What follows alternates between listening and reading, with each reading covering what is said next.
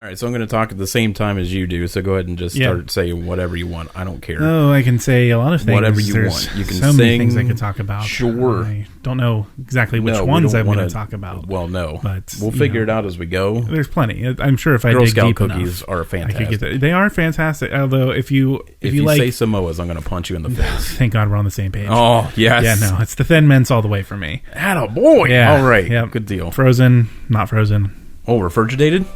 Refrigerated, yeah. I like them cold, too. All right. I think by the miracle of the God you don't believe in, we've got to go on.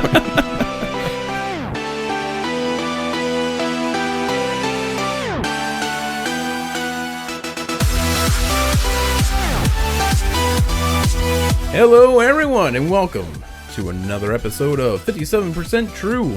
My name is Jason, your host. And today I have another new guest. Kind of funny how we met, and we're going to get into that here in a little bit. But first, I should probably introduce you to who I'm talking about. And I'm going to introduce you to Will. Say hello to everybody, Will. Hello, everybody. Yeah, listen to that voice. You've got two smooth talking voices today. You're in for a treat. You are in for a treat. And, well, we'll wait to expose that part later. Anyway, so Will and I had an interesting way of meeting. So I worked with his father years ago, and then a few years go by and start working with Will, and I was like, that's funny. He's got the same name as the guy I used to work with, and it's because it was his son. So that was kind of cool. And what the sad part of that story is, it took me 9 months to figure that out. I'm a little slow. Anyway, so Will, we're going to get into a lot of interesting topics today. So go ahead and introduce yourself a little bit. Tell us a little bit about yourself, and we'll kind of go from there. Yeah, so I wouldn't normally introduce myself this way, but for your podcast, I'll do it. All right. I'm Will. I'm a 27-year-old male. I am white. I am gay, and I'm an atheist. That is stellar. It's a good repertoire right there. And as a lot of you may know, that I am white, I am straight, and I am Christian. So this is going to be fun. And you're a male. And I'm a male. Thank you for pointing that out. Sometimes I forget. I don't want to assume, so if I'm wrong, correct me. We're not going to start that. All right. So right off the bat, I just want to say that, we have what would be typically opposing ideas, and yet here we are in the same studio together, and we're going to have a fun conversation. No, I mean, at the end of it, he might end up choking me, but we'll see. We'll see. I don't think that's true. So, what do you want to... there's a lot that I want to talk about, because there's a lot of things, like I mentioned earlier there, where we seemingly are very opposite, but we were still able to work together as well. Yeah. So, I was just kind of... is there something that you want to talk about first? Anything that you wanted to hit on? It's open territory here. Fair enough. Yeah. Okay, so we'll kind of dive into your home life just a bit to kind of get a bit of a background as far as where you're coming from. So, your father and mother, and you have a sister who is younger, 3 years younger. 3 years younger. Your sister is very much a Christian. Am I right? Yeah, deeply religious. Yeah. So, and then you have you, who is complete polar opposite. So how does that work? I mean, first of all, how does it work? Second of all, why do you believe the way you believe, or lack thereof? And then, how do you feel your sister is the opposite when it comes to that? Do you have any ideas, or is it just kind of how the apples fell? How'd that go? Yeah, so we were raised in a religious family. My dad and my mom both are believers, as well as my sister.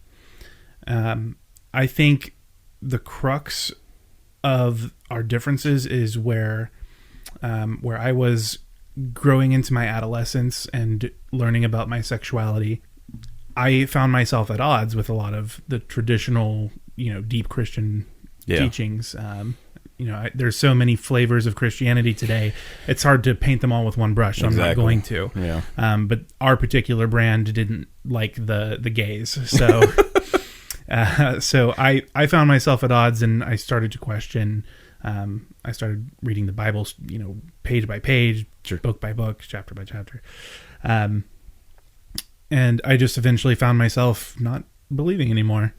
Whereas my sister growing up, she was a bit more sheltered than I was. She didn't really have to deal with a lot of bullying. She didn't really have much adversity at all. She's a pretty young woman, and she could get any guy she wants if she wanted to. She kind of ruled in that department. Yeah.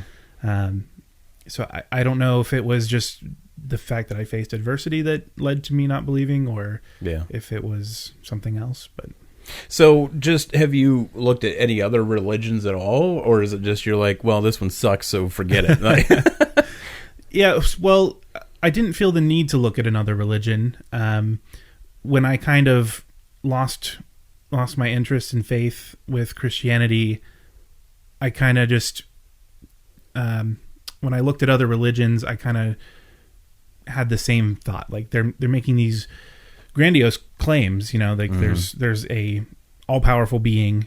I mean, if you look at it across the board, all religions have some things in common, even if their core are different. Right. But they all seemed the same to me. They all made the claim, and then none of them really could back it up with evidence enough for me to consider believing. So, yeah, like Jess is agnostic, meaning that, she believes that there's probably something out there, but she wants proof of it kind of thing. And until she gets it, she's not going to listen. And that's kind of the whole basis of religion, is the faith aspect of it, is believing without seeing. And then for some people, that's very difficult. And I completely understand that. Like, I fell out of my religion when I was in my teen years, and screw God and all this and that, but then I ended up just coming around because I was just a petulant teenager. But it just works for me. I had tried different denominations within Christianity. I even started looking at other religions because my tennis coaches were Jewish. I know that's not just something you can walk in and be like, I'm Jewish, as bad as some people want to, maybe. But then I also have a friend who lives in Libya. And it's really funny how we met. Al Hassan, would you just get on the show already? I know you listen. He won't do it. But we talked about like the differences, because he's very Muslim, and I'm like, we always hear that you're so bad, and he's like, well, we hear the same thing. And then we started talking, and it's like, this is literally the exact same thing until you get to Jesus/Muhammad. Yeah. And that's where things get different. And I'm like, the names in the Bible are the same, and the names in the Quran are the same. Like, it's Adam and Eve. It's not, some Indian typically sounding name. I'm like, this makes no sense whatsoever to me. Like, why are we fighting? Like, why? I don't understand. But he and I have been friends for a while, and we talk about this stuff, and I like being able to openly talk about that stuff. But I also have another friend who was very similar in your situation, where they were not a big fan of Christianity after some things that they've seen in the church and things like that. I get it. It's almost like if you have a blonde that just completely destroys your life. No more blondes. Like, I get it. Or you date someone with the same name as another ex, and yes, that name is ruined for you. That would be weird.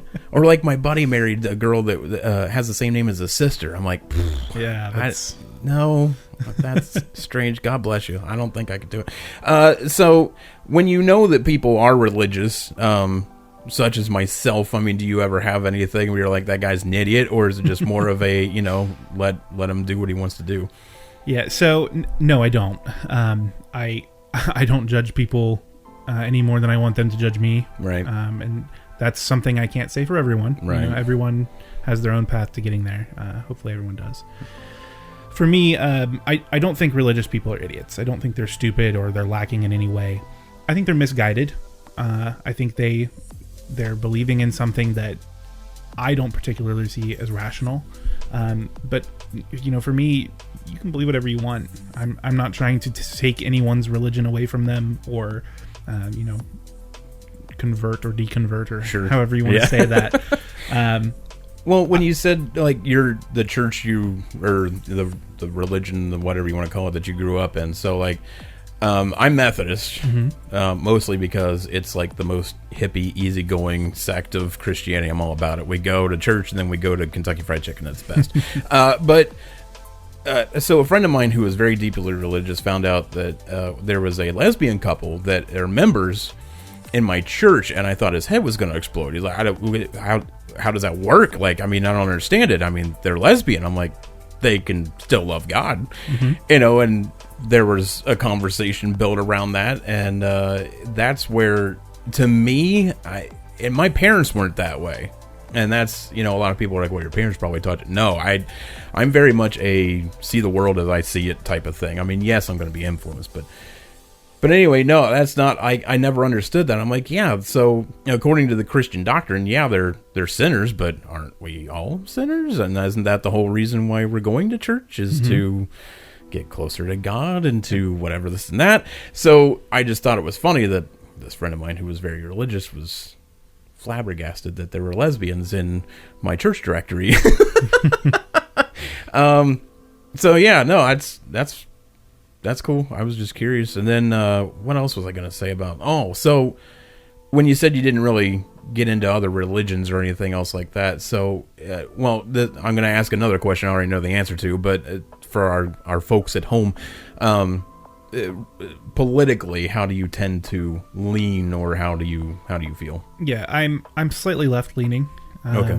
I don't really know what to call myself. I like the progressive policies, but I want them to be affordable and not destroy the country's economy. And yeah, that's always a bonus, right? So I guess you could say I'm trying to have my cake and eat it too. Yeah, but I try to be sensible and just weigh the pros and cons. Sure. So the reason I asked is I tend to be. I'm actually, if you had to pigeonhole me into something, I think I would be a libertarian. I like conservative things. I do not like the Republican Party, and we need to have 12 more parties, not just the two. Anyway, Agreed. But that's another. Yeah, we can dive into that. Since you are gay, I had a question of part, because there's a lot of times in the news and media that you see where typically liberals will be all about like Islam, or like there'll be they'll talk about how no women, this and that, like they'll shun Christianity, but then they'll be like, well, Islam is the way to go and that kind of thing, and we need to be nice to these people who are coming over, and we need to blah blah blah blah. And yet in their doctrine, and again, I have someone I talk to directly about it, and I know he doesn't speak for the entire world of Islam, but they're very much against homosexuals. I mean, regardless of where it comes. And I thought it was kind of interesting that they would back that type of religion, when I don't know if maybe it's just that they're just anti-Christian and they're looking at something else, or I mean, do you have any insight into what that would be? So I kind of have removed myself from all news media. Good. You're probably a happier person too. Good. I am. Yeah, it was really starting to get to me, especially the last few years with COVID's just the cherry on top. Right. Yeah. But from what I have seen and what I do know, I can't say that my experience is seeing this major push for Islam versus Christianity. The way I understand the far left and the liberals is that they're more about diversity and inclusivity. Sure. Maybe I'm looking at that through rose-colored glasses and I just don't know otherwise. But that's how I interpret what that message is. Okay. And I'm not sure about rejecting Christianity either. I think most of the population of the U.S. I think the statistics show that they're kind of leaning toward non-religion. But I'm not sure if that's just due to one party or not. No, absolutely. I mean, there's definitely been an exodus away from the church with a lot of things. And please know, this isn't a slight on you directly, but a lot of that is millennials that have done, that are a lot of just like, nah, I want more, I want proof, I want this and that. And that's not, I talk about millennials a lot as if every single one of you is the exact same. And Jess is a perfect example that is not true. She is the worst millennial I've ever met. And I don't like grouping people in because I'm a Gen Xer and, you don't label me mad. So I don't care. But no, there's been a lot of articles that have talked about how, trying to get millennials in the church is like, trying to get oil and water to mix. Yeah. It's very difficult.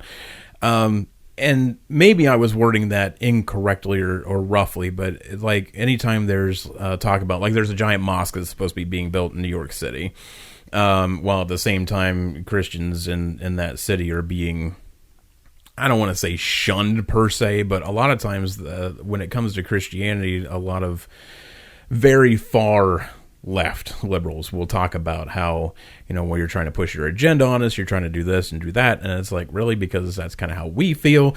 And I don't know, there's just kind of a middle ground, and I just thought it was interesting that they would be all for this religion, who, I mean, especially when you see, gays and lesbians that are talking about this stuff, and they're just like, yeah, leave those Islamic people alone. It's like, are you crazy? Like, I don't if it was a different situation, they would probably not have you here. And they're not typically shy about it, so that's why I was just curious if you had any insight on that. Nothing else. Yeah, not too much. I know, just like there are crazy Christians who can go out and blow stuff up, or sure, or just like there's crazy Muslims that could do that. I don't think that the religion is the reason for that. I think people are sensible enough without doctrine. So I think it's disturbed people who are using doctrines as excuses to do bad things. Yes. So I can't blame any of that on Christianity, and I can't do it with the other religions either. Right. These people are just disturbed. They need help. Yes. No kidding. And especially now, which I'm going to talk about an app later on, I think, but to help deal with everything that's going on and well, you know what? Let's talk about that real quick. So when you say that, these people are deeply disturbed, I mean, there's mental health used to be a thing where you just didn't talk about it. Right. And I remember when I got my divorce, I downward spiraled hard. I mean, because I was in it to win it, and then clearly she wasn't. So when I had to go to the doctor and talk about like an anti-anxiety medication, I thought I was just bottom of the barrel, and my doctor looked at me, he was like, "Why, you're doing the right thing." And I was like, "Are you sure? Because I'm taking a pill to feel better." And he's like, "Yeah, that's usually why you take pills. It's not just not just because your tummy hurts." And that's something that I'm really happy with this generation, especially, has been like forcing it to be in the forefront, because I felt horrible about myself when I had to go through that. And it's nice that it's really coming out more to the forefront, and it's not really so taboo, quote unquote, anymore. Yeah. So do you, like, what do you do, or is there anything in particular you've been doing to try to get through all this COVID bullshit? Or yeah, so I'm I'm not always a happy person, so I have my down days and my up days. But yeah, I actually do see a therapist every 3 weeks to just kind of decompress, talk about the hard things that I can't talk about with anybody else. I could. I just, no, it's hard to open up to people. Sure. Well, especially when you know people. And it sounds stupid, but you're telling someone that you don't know anything, about. And then for some reason, that's just more freeing, because you can't really open up with people because you're afraid they're going to judge you or be like, "Oh my God, did you really just say that?" Yeah, I mean, this person doesn't. It has to be nice. It has to be freeing. It is, yeah. It's very, very that much that. And then the other thing is, with therapy, you can learn the tools to do it without the therapist, to really process your emotions. I've started journaling. I'm doing a new morning routine where it's very simple stuff that I can easily get done, and it feels like a victory. Like, drink a glass of water when you wake up. So there's lots of stuff you can take away from that, and then when you're done seeing the therapist and you feel like you're at a good point, you've got the tools to go forward and know how to handle that kind of overwhelming pressure. Mm-hmm. No, it's funny when you said drink a glass of water in the morning. It's so stupid, but it's things like that really make a difference. Yeah. And you know what I mean when I say stupid. I'm not saying you're stupid for drinking water. But I mean, it's mentally, you're just like, you're drinking a glass of water. What the hell is that going to do?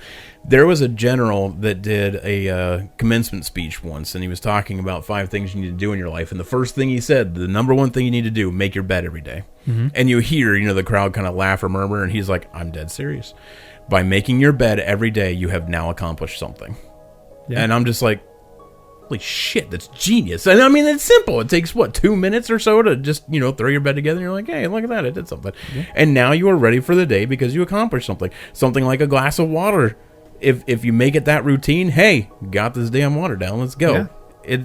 It has to be nice. Yeah, drinking a glass of water, making your bed. The other nice thing about it is, because they're so simple, it's an easy win. But also, as you're getting through tougher times in your life, now you've got a routine that you can fall back on and rely on, and you get to this like core of, this is what I can do. This is what I can control. Mm-hmm. I can do this very easy thing and feel good about myself. Yes. And when you're feeling good, what you can do then is add to the routine. Add other small things that you can easily accomplish. And now you're doing double as much for just, some small effort. Right. Yeah. Yeah. No, and you're not wrong. I mean, routine is a habit and it can be good or bad, but a habit is anything you do twice and it gets easier. Yeah. I mean, I'm sure you can drink a glass of water 3 days in a row and it's going to be better. And then you actually find yourself probably, I could have guessed, like looking forward to that glass of water in the morning. Yeah. Am I right? Yeah. It's every night when I fill up my water bottle and set it next to my nightstand, I'm like, I can't wait to drink you. Right? It's I'm going to so chug weird. you so hard. The human body is stupid, and that includes the brain. And I mean that because, like, I sit around for, like, months on end, and I'm just like, I don't want to do anything. I'm exhausted. I'm so tired. I will get up and go for a walk, a half-hour walk, and now all of a sudden I feel better. I've got more energy. I'm like, how do I have more energy when I just got up and did a half-hour walk? It baffles me, too. It's stupid. I love it, though, and I need to get back into it. That's actually going to be my thing this year. And I know it's not a New Year's resolution because those things never stick. Yeah. But it's cold here, though. It's hard to it's hard to get out in the cold. You know what's funny, though? The 2 times that I ever got into that routine of walking was when it was winter. Wow. I don't know why. Maybe because there's no one around and I'm like, thank God. I don't know. That could be it, yeah. Social anxiety is a real thing. Yes. Oh, believe me, I know. So, talking about that, I guess this will just be a mental health podcast. So, I used to be much thinner, much younger, much more proud of myself. And then I let the record state that you are still very attractive. Oh, he's just saying that because I'm buying him liquor after this. So I wish. You got liquor 3 feet away from you. Oh, so I do. Yeah. Sorry to interrupt you. No, you're fine. I'm used to it. Believe me, this thing runs on tangents, so it's fine. But there's an exclusive shopping center downtown, on the east side of town, and I used to go there all the time. And I started feeling so bad about myself, I wouldn't go. And then when I did go, I would literally have panic attacks because I didn't feel that I was good enough to go there anymore. Wow. Which is one of the stupidest things that I think, looking back on it now, I'm like, why? These people don't care if I'm here. They're here to buy their crap and they don't care about, and so that really, I probably lost a couple of years, honestly, of my life because of that. And then getting into that mental ability of who cares what other people think, go buy your shoes, it's fine. And what's really frustrating, and maybe you've had this, I don't know, but I've had people come to me and ask me, so how do you get through this? Like, how do you deal with X or Y? And I'm like, it's really easy. It's small steps. I can walk you through it. And most of the time I'll talk to people and they're like, you know what? I'll give it a shot. I did sales for years, you know. Whenever I would be training people to do something new and they'd be like, I don't know, that seems weird. Every single time I would tell them, try it 5 times. That's all I ask. Just try it 5 times. And if it doesn't work, we'll try something else. If it does, then we'll continue honing it. And that's what I would tell them on this. Yeah, you know what? It does sound hokey that you wake up in the morning, you look at yourself in the mirror and say, today is going to be a good day. Whether you believe it or not, just say it, because eventually, and again, like your glass of water or like your bed, it's something that gets you into routine. And most people would be like, all right. And then it would come back and be like, it's sweet. Or, it didn't work. Let's try something. But I've actually had one person laugh in my face and say, yeah, I'm not doing that. And I was like, then I'm not helping you anymore. Yeah, it's their loss. And it's so frustrating because, and it's not like I'm a licensed therapist or anything. But, if you're really that desperate or that upset and frustrated that you're going to talk to somebody and say, help me, and they actually give you something, like anything, then you must not be that bad off. At least that's how I feel. If you really were, you'd be like, you know what, I'm going to try it. I don't even care because I know I've been there. But that was a lot of talking about nothing, wasn't it? No, there were a lot of good points in there. Welcome to podcasting. So, what else did you want to talk about? Anything in particular as far as? That's a good question. Yeah, I got a lot of them. So go ahead. I was going to say there was a question you asked before we got real deep, which was how do my sister and I function with me being completely atheist. Yeah, that was about 20 minutes ago. Yeah. Let's get back into that. It just came to me. We get along very well, actually. She has, I think she's of the opinion, we don't talk about it too much, but I think she's of the opinion that gay is still wrong, but she's exercising the it's not my place to judge portion of the religion. So, and she's doing very good at that. She's got her own challenges now as an adult that she's really has to be strong for, some mental health things. But yeah, I think she's matured very well with the religion. And my mom actually also is a lesbian. I don't know if you knew that too. I did, but yeah, I didn't want to just throw that out there. So your mom's a lesbian. Yeah. And same story there. So she and my mom are very close. They get along very well. That's good. That's good. And, it might seem like, well, duh. I mean, your siblings and it's your mother. It's not always the case. Not even remotely. So that's wonderful that you guys can still function as, normal human beings, not even family. So, no, that's definitely good. And I hate it when religion or things like that pop in, like, especially when I was younger, you always hear it all the time, like, well, I can't come out to my family, I'll be disowned or they'll kick me out of the house. And I'm like, which still happens. Yeah. Oh, yeah, exactly. But I mean, these were, after school specials that you would see. Right. Now it's definitely much more, I don't want to say acceptable because I hate that word, but it in a way it is. I mean, used to it was, oh, well, blah, blah, blah. And now it's like, no, listen, stop it. We're all people too. It doesn't matter. Everybody's got their flaws. Everybody's got their personalities.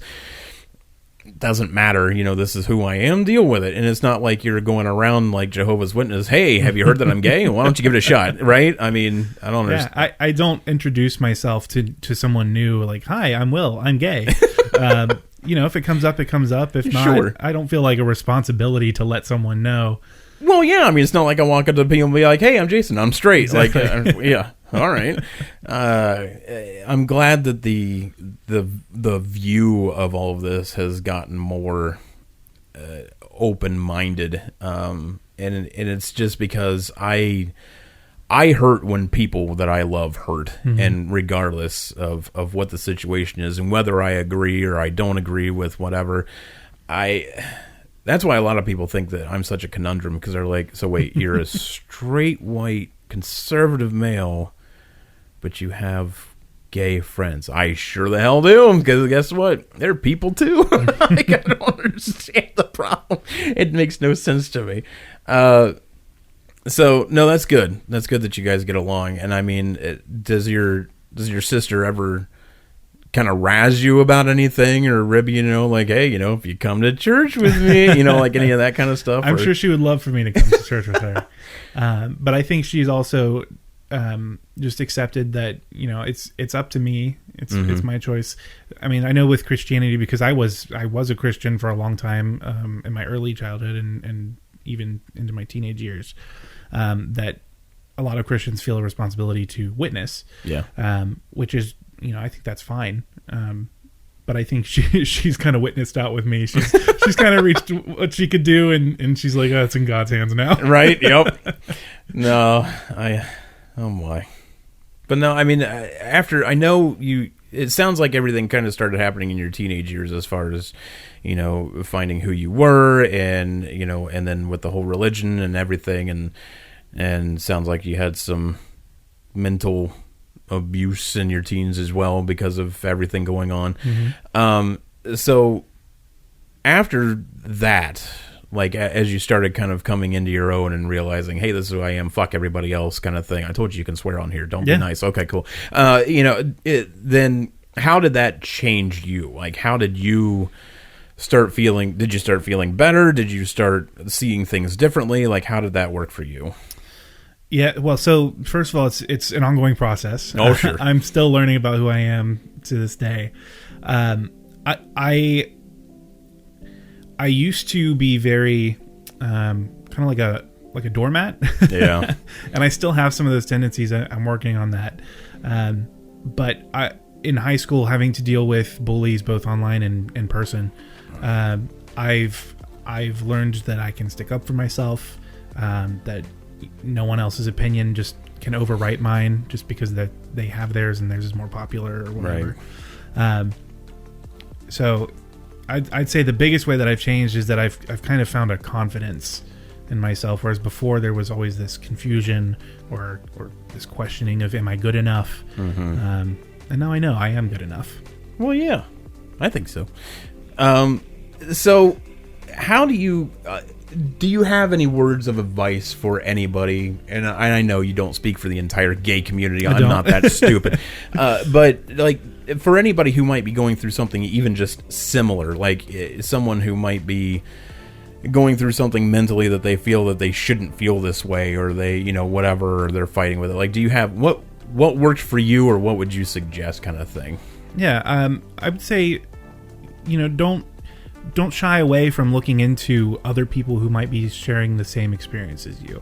With the internet, there's 1,000,001 different ways to go out and find a community of people that are just like you. Find your clan. You are not alone in what you're feeling. And a lot of people, whether or not you're a minority, a lot of people feel like what they're going through is unique to them. Mm-hmm. And in a lot of ways, that is true. But in a lot of ways, it's also not. Everyone, we're living a shared human experience. And really what you're going through, if you boil it down, is a certain emotion or a feeling that you're having. And everyone has emotions and feelings. Sure. And you'll find someone that can relate to you and understand you, and you won't feel so alone anymore. 7.5 billion people on this planet. Yeah, you will find some. I found a Muslim in Libya. All right. You'll find someone. It's out there. It's fine. And real quick on the internet, I hate social media. Me too. Yeah, but the internet is such a powerful tool and it can be used for good and bad. And like you said, I'm glad that I didn't grow up with the internet like you did, because I would go to school and I would get bullied, or I would get, whatever, and then I would go home and at least I could just relax. I could play my video games, I could talk to my parents, play with my dog, go outside, whatever. There was all kinds of things that I could do. Nowadays, you go to school, you get bullied, you go home, and guess what? It's still waiting for you on your phone or your laptop or what.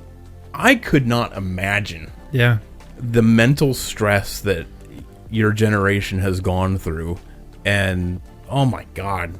Yeah. I broke one day in high school. I was going through the bullying, both physically in person at high school, and then again online when I got home.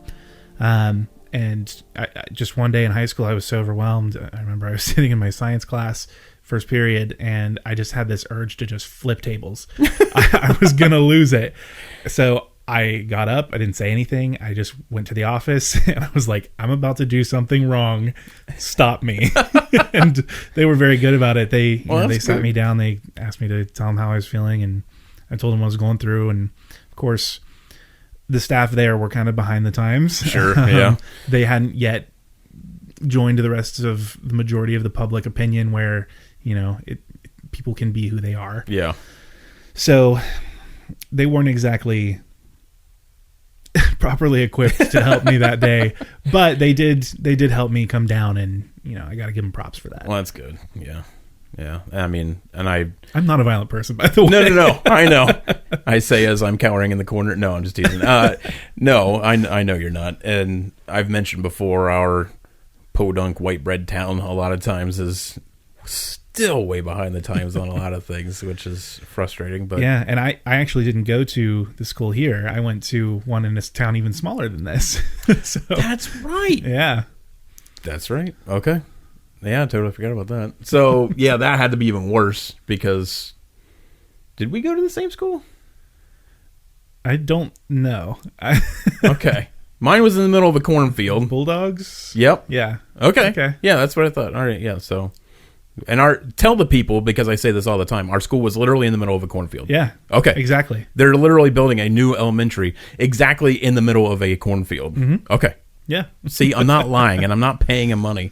Yeah, that just, I could imagine, because I lived through that school, and I didn't have nearly the things going on in my life that you did, but I was in marching band, and that was bad enough. So that was rough. But yeah, I could just imagine you. God, we're gonna have to talk about that off the podcast now, because I totally forgot.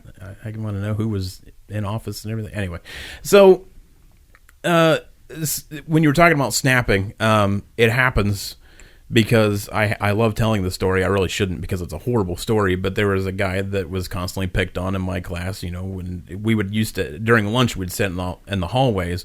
We were allowed to do that then, and these kids would always come by and pick on this kid.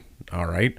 He got tired of it one day, just let him do it, you know, like they bash his head or whatever, and they just let him do it. And I was always like, one of these days, either he's going to crack or I'm going to crack. Well, he won because somebody came up, bashed him across the head. He gently took his books, set him down, stood up, punched this kid square in the face, laid him out on his back, and then straddled over top of him and just left, right until, yeah. And then he just got up, sat back down, and started writing in his book again. And we're all just like, oh my God. Yeah. So kids snap. And you know, you can do that as an adult too. So like you said, if you get to that point, reach out to anybody. Don't punch people in, you know, cement behind their head, please. So yeah, well, hey, I'm glad you thought about doing the right thing, because that's always good. I gotta say, I'm proud of how I, because I could have very easily just started flipping tables. No kidding. Know?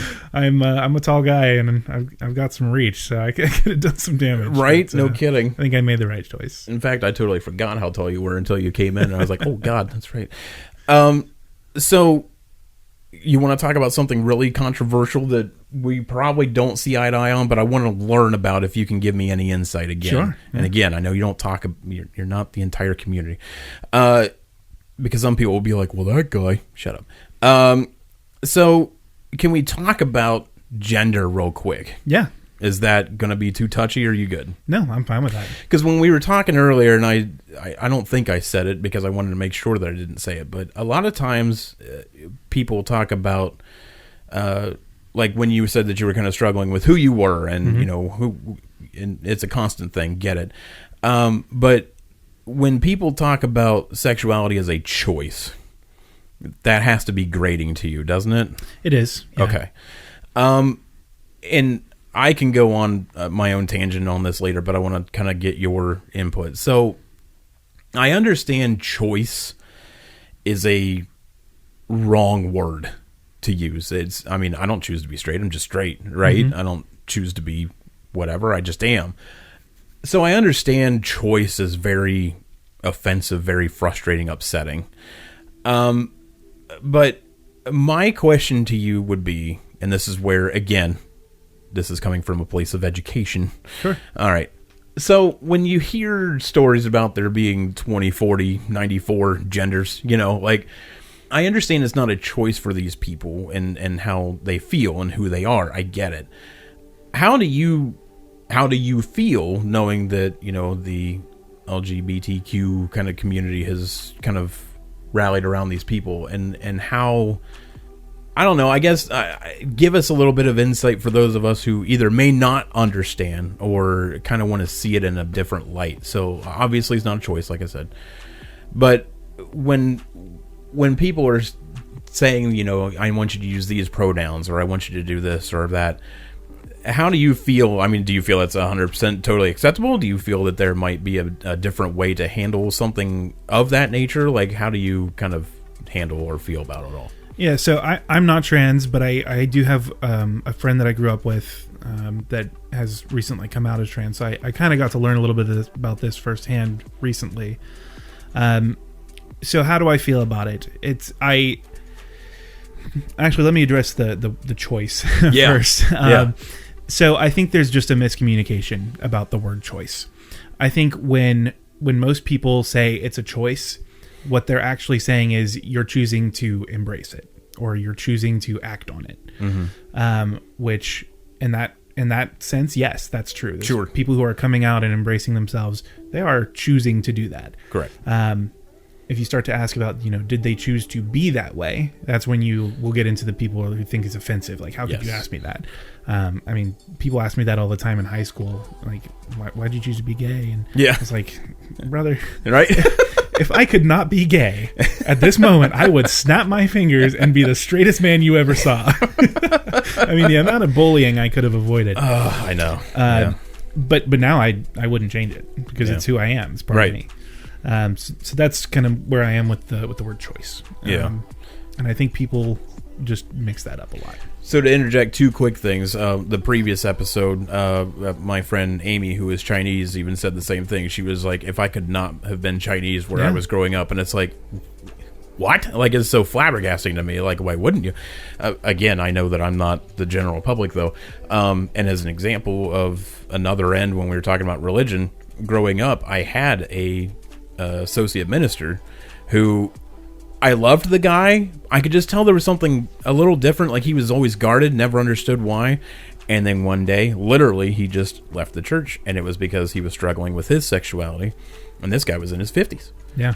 And he decided that, again, kind of like you said, choice. It wasn't that he just chose, hey, I'm gay. It was, no, I'm choosing to embrace that end of me. And he left the church, and it wasn't that he was anti-Christian anymore. It's just he personally felt that he shouldn't be leading a church if, because you're supposed to be the embodiment of that. And if you're openly gay, leading a church, some people might be like, huh?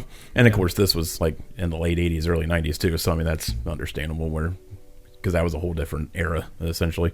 So I'm glad you said that, because coming from me, people would be like, shut up, you don't know what you're talking about. But that's how I've always kind of felt it too. Like, I know it's not a choice. Is it Coke or Pepsi? No, it's you're choosing to embrace who you are, and I appreciate that. So thanks for definitely explaining that part. So do you have any insight as far as gender? Yeah.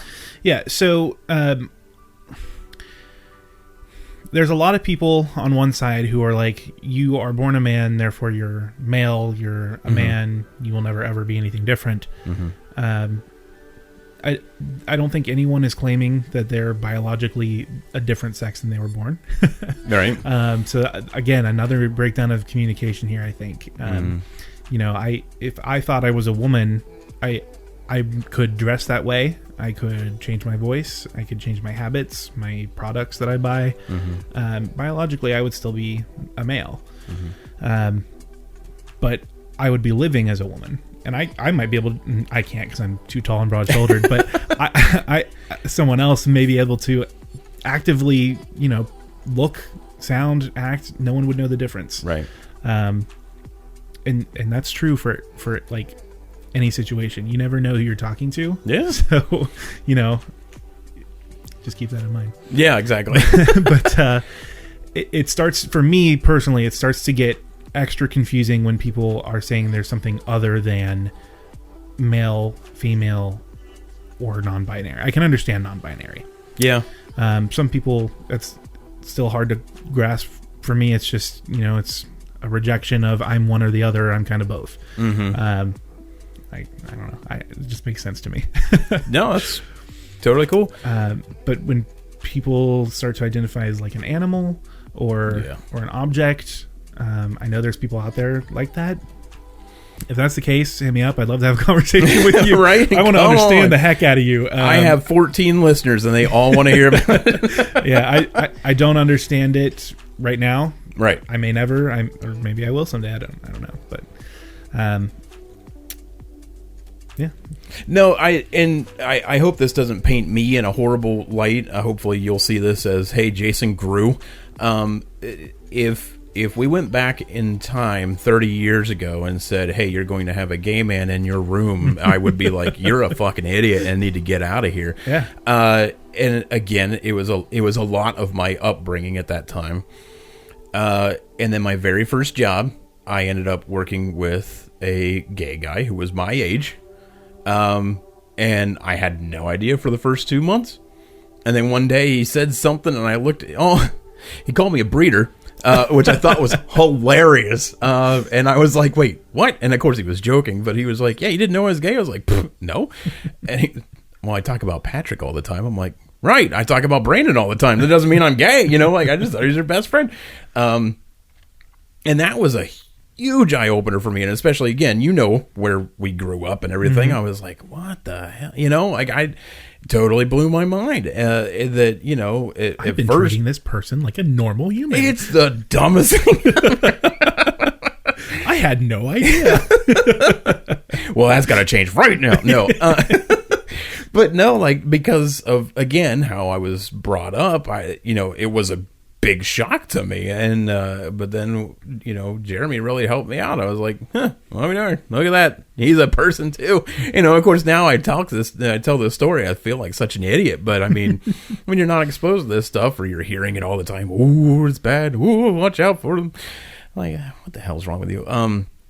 But I guess to kind of go back to where you were like, I don't think people think that, well, I was, now I am a woman, like, that this is where I don't want to say get mad. And I know this might be touchy because we know of people who have gone through this, and, if they listen, please know this isn't personal. You absolutely understand where we're coming from. If you didn't, I wouldn't be talking about it, because I want to get you on the show anyway and talk about it. But to me, I think, yeah, you're right. I mean, biologically, you are born one way or another. Biologically. I'm not talking about anything strictly else. DNA. Correct. It's either one or the other. I get it. So I understand when, people they feel that they were, quote unquote, born wrong. I mean, there are people who are like, no, I am a woman. And they believe wholeheartedly that they were just had the wrong plumbing installed. I get it, but my problem is that there are some, and I just know this from different experiences, that there are some that are just like, no, I'm a woman. And then they try to get medical treatment, and they're like, but this is, no, I'm a woman. It's like, okay, listen. I know, when it comes to the scientific end of things, I think that's where I get mostly confused and frustrated, only because I'm confused. I know that you in your mind are 100% a woman, even if you were born, XY. I understand mentally you feel that you are. And I'm not even going to come out and say that, that it's a mental, like an error or whatever you want to call it. Like, it's not a defect, it's just who you are. But when you kind of deny the science behind it, especially when a lot of people, especially now, are just screaming, believe the science on a vast number of things, to people who don't, who are believing the science, but then it kind of feels like, it's like, okay, but not this part. Do you know what I'm saying? Yeah, people will cherry pick. Yes. And I mean, you have that with anything. Let's say, I don't know, religion. So I understand, but at the same time, this is where it's frustrating for people like myself who want to understand and see things through your lens, as everybody has been saying recently. I want the optics. So I understand that to you it might be frustrating that we're asking these questions, but if we don't ask these questions, how are we going to learn? Yeah, I'm all for questions. Right. Questions in good spirit. And yeah, exactly. Yeah. So I guess that's it. I don't tell people how to live their lives, and I certainly don't try to think that I can change the world with my dumb little podcast here. But for anybody who might be listening, that's really all it is. For the vast majority, you're going to have those assholes out there. It exists. It happens. But for the vast majority, we just want to understand where you're coming from. And I understand that it might be aggravating to you because of people asking questions or having preconceived notions, but think of it this way. You can actually be the start of that change.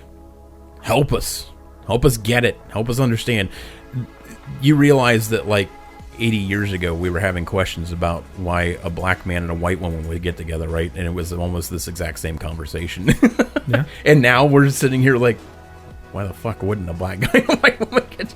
Can we get to that point, please? Because, I mean, again, one thing I like about the millennial generation, you are go-getters when it comes to change. Boy, howdy, you want something, you're going to freaking get it. And you can't say that's not true, because look at the last 10 years, so much change, and whew, it's hard to keep up with. I love it. But so that's where I guess I would say help calm your emotions as much as you can. I understand that it could be aggravating or whatever, but by helping people learn, educating, because we talk about that, all kinds of things. We talk about it with police brutality, education, right? We talk about different aspects of that. So education is what's going to be key and what is going to help not only your fight, but help everybody else understand. So just think of that next time when someone asks you a question. It doesn't even have to be, why do you think that you're a rhinoceros? It could be, why is this? Why do you feel this way? Why do you... Anything. Just keep an open mind. Understand that if they're asking, it's usually from a good place, like you mentioned. So, yeah, there you go. All right. Well, that was entertaining. Yeah. I'll even piggyback off of that. Please. And if you don't tell your story, someone else is going to, and it's not going to be accurate. Like for me personally, growing up, I didn't have any gay idols to look up and kind of mold myself after, like most people do. Everyone I saw on TV or in the radio or in comics or magazines, whatever, that was gay was a really like either small person that was just super cute. Right. They were effeminate in almost every scenario. They were loud. They were sometimes obnoxious. They were the comic relief. Right. It was rare to find someone who was the hero that I could look up to. And that's what I mean by if you don't tell your story, someone else will. Because that's not my story. There are people like that, and that's great. That's them. But that's not me. Yeah. I when you bring that up, the first thing that pops in my mind is Will and Grace. I mean, Jack was the flamboyant, all this and that, whatever, and that got the laugh. And Will played a gay character as well, but he was definitely much more straight-laced or whatever. So to get the laughs, to get the whatever, and Will's character really didn't kind of push that end of things. It was more of, well, he's straight, but he says he's gay almost in a way, So I can see where that would be really frustrating too. Now, we're kind of coming up on the close of the episode. We can certainly keep going if you wanted to. If not, I completely understand, because you're like, listen, I don't even smoke, and I need a cigarette. So I get it. But to kind of tidy up all of this, was there anything that you wanted to say in closing in per se, or anything in particular? Yeah, we talked a lot about things that affect people kind of on a very personal mental level. Take care of yourself. Don't think that you're not worth self-care. Who's going to take care of you if you don't, So I encourage everyone who's listening now and in the future to really just take some time, even if it's just 5 minutes, and just take care of yourself. Acknowledge yourself. Give yourself some respect, because you deserve it. Two things on that. One is I've seen, if you don't take care of yourself, how are you expected to take care of others? That too. So, yeah, and I know there's a lot of people out there who are caregivers, or they think that, well, I have to do this, I have to do that, I have to. If your pitcher is empty, you can't give. Right. So, I know it seems selfish to those people, but take care of yourself. And that was a hard lesson for me to learn. I like to be there for everybody. I like to handle things for everybody. Be that, you got to do it. So, on that, there's actually, as our kind of social commentary for today, check out an app on your phone called Calm, C-A-L-M. Have you heard of this one? I haven't. So some phones, I know Samsung phones have Samsung Health or S Health built into it, and it actually has like very tiny little things like deep breathing exercises to help you, whatever. Calm is an app that you can set up a length of time. It's 100% free, by the way, too. So there's really no excuse not to get it if you need something like this. But you can set up a length of time. It can be just a couple minutes. It can be a full hour. and it gives you different relaxation things you can do, not just breathing, meditating, reading certain passages. It will give you different quote-unquote exercises, not push-ups or anything, but just almost yoga-like in a way, you know, just kind of moving of arms and legs just to get things going. So if you need something on a lunch break, if you just need a 5-minute cigarette break and you want to start standing out doing, you know, downward dog or something, it can totally be mapped around your time, your schedule, and what you need to do. So take care of yourself. Definitely good message, Will. I agree. Calm doesn't pay me anything. I just happen to like it. I've used it a couple times, and it definitely helped me out. So definitely look into that. Couple of house cleaning deals real quick. Check us out online, 57percenttrue.com. Make sure you spell out that percent sign. If you use the percent sign, then gremlins will come and steal your car. So make sure you spell it out, 57percenttrue.com. You can check us out on Facebook and Twitter, which I hate, but we're there, 57% True. And check us out on Patreon. You can drop us a few bucks. That'd be really nice, because Will says that I got to buy him a drink after this, and that would really help me do that. Pretty thirsty. I know. So I appreciate you guys listening. If you have any questions, comments, concerns, please drop us an email, 57percenttrue@gmail.com as well. And or if you have ideas for new episodes, because really, I'm sure my friends are tired of me harassing them about their childhood. So that would be really good to do. Any closing words? Take care of yourself. I'll just repeat it. I like it. It's worth repeating. That's right. All right. So for my friend Will, my name is Jason. Thank you so much for listening, and someone give me a catchphrase.